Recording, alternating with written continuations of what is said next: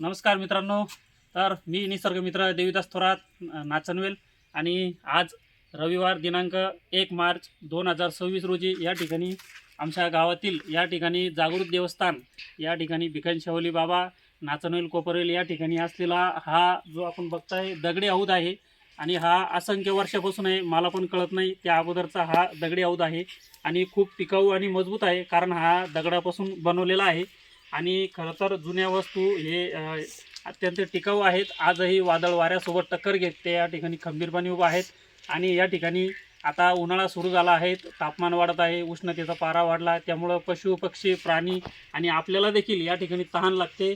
वारंवार सावली थंड पेय आपल्याला गरज भासते. मित्रांनो, आपण घेऊ शकतो, परंतु जे पक्षी आहे प्राणी आहेत या ठिकाणी वडाचं झाड आहे, जांभूळ आहेत, लिंब आहेत, घनदाट या ठिकाणी, आणि त्यामुळं या ठिकाणी 24 तास या वडाच्या झाडावर पक्षी आणि चिमण्या चिवचिवाट करत असतात.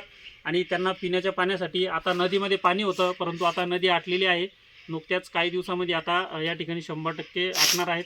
आणि त्यामुळं या ठिकाणी दरवर्षीप्रमाणे आता या हौद मी गेल्या 3-4 तासापासून साफ करत आहे आणि सगळं साफसफाई करून यामध्ये असंख्य दगडं होते, हे सगळे दगडं वगैरे बाहेर टाकले आणि त्यानंतर आता आपण याला झाडून स्वच्छ केलेलं आहे. आणि याला पाणी आपण स्वच्छ पाण्याने भरून ठेवायचं आहे, जेणेकरून पक्षी पाखरं पाळीव प्राणी असतील, शेळ्या जनावरं इथं पाणी पितील मित्रांनो. आणि खूप समाधान आणि आनंद आहे याच्यामध्ये मित्रांनो.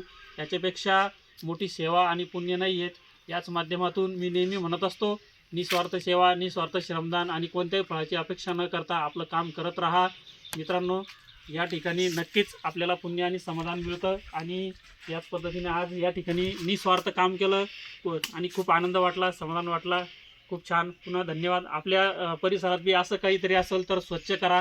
निवांत वेळेमध्ये इतरांसोबत गप्पा मारण्यापेक्षा 1-2 मित्र आपण घेऊन या ठिकाणी स्वच्छ करा आणि चांगलं काम करा, आणि त्याचा आनंद पण तुम्हाला मिळेल आणि गावामध्ये काहीतरी चांगलं केल्याचं आपल्याला समाधान वाटेल मित्रांनो. एवढंच आपल्याला या माध्यमातून सांगतो. जय हिंद, जय महाराष्ट्र.